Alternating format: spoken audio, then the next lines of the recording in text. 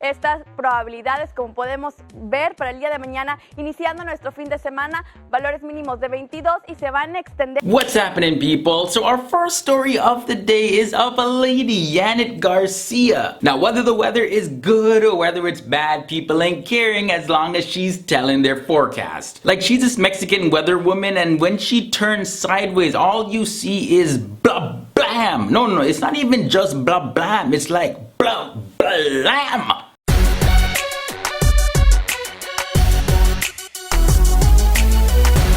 Now, this episode's question of the day is, besides FTD News, what other news channels on YouTube or on TV do you watch? Now, Yanet Garcia, she's a weather woman for Televisa Monterrey, and she's blowing up all over the internet because of her blown up booty. Plus, she's pretty attractive all around. Now, be honest, guys, if you think she's pretty hot, let me know by hitting that like button. Thumbs up for Miss Garcia. Links to more of her down below in the video description. Now, moving on from viral news into some news that's gonna make you a little bit sick. So police have seized over 100,000 tons of frozen meat products, and some of them date back all the way to the 1970s. All this meat is shipped to restaurants by an underground network in China that tries to profit off low quality meat. Now, they treat the meat with chemicals and bleach just so that it appears fresh to people that are gonna buy it. The value of the total amount of meat that the police seized is estimated to be a little under $500 million.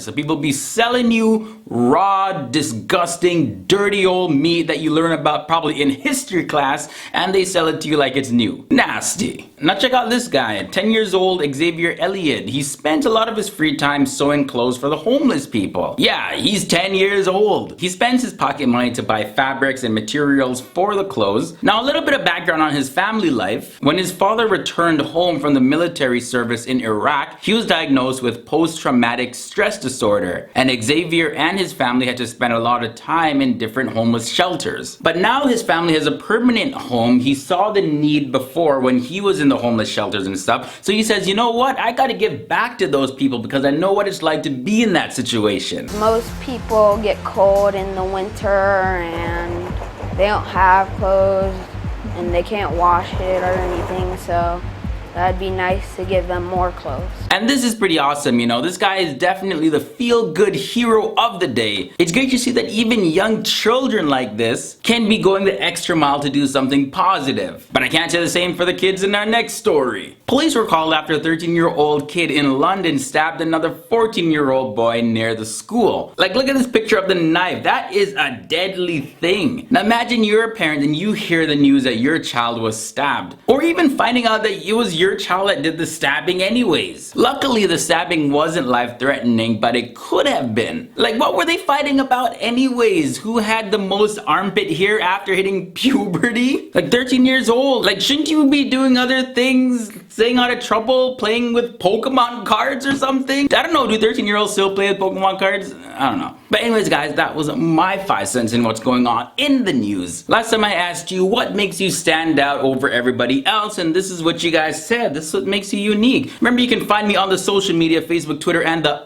Instagram. And I'll be seeing you guys soon. Until then, I'm outie.